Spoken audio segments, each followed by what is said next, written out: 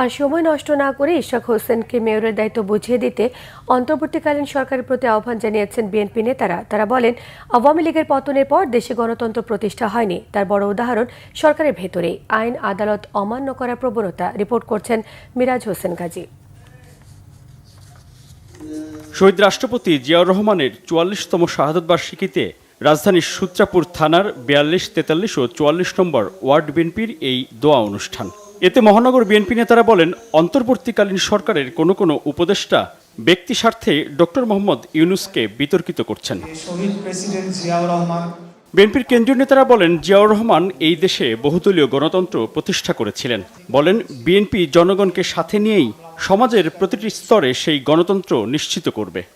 আমরা আশা রাখি যে ওনার রেখে যাওয়া বাংলাদেশ জাতীয়তাবাদের আদর্শকে আমরা ধারণ করে বাংলাদেশকে আগামী দিনে একটি গণতান্ত্রিক রাষ্ট্র হিসেবে প্রতিষ্ঠার জন্য যা যা করণীয় আমরা সকল কিছুই করব এবং জনগণের অধিকার জনগণকে ফিরিয়ে দিয়ে, জনগণের ভোটের অধিকার ফিরিয়ে দিয়ে, জনগণের ভোটের মাধ্যমে, সরাসরি ভোটের মাধ্যমে নির্বাচিত একটি জনগণের সরকার প্রতিষ্ঠার মাধ্যমে আমরা শহীদ রাষ্ট্রপতি জিয়াউর রহমানের আদর্শকে আমরা আরো সামনের দিনে এগিয়ে নিয়ে যাব। জিয়াউর রহমান ও জিয়া পরিবারকে নিয়ে যারা ষড়যন্ত্র করেছে তাদের দেশের মানুষই তাড়িয়ে দিয়েছে। নেতারা প্রশ্ন করেন, মানুষ কি পরিবর্তনের সেই সুফল পাচ্ছে?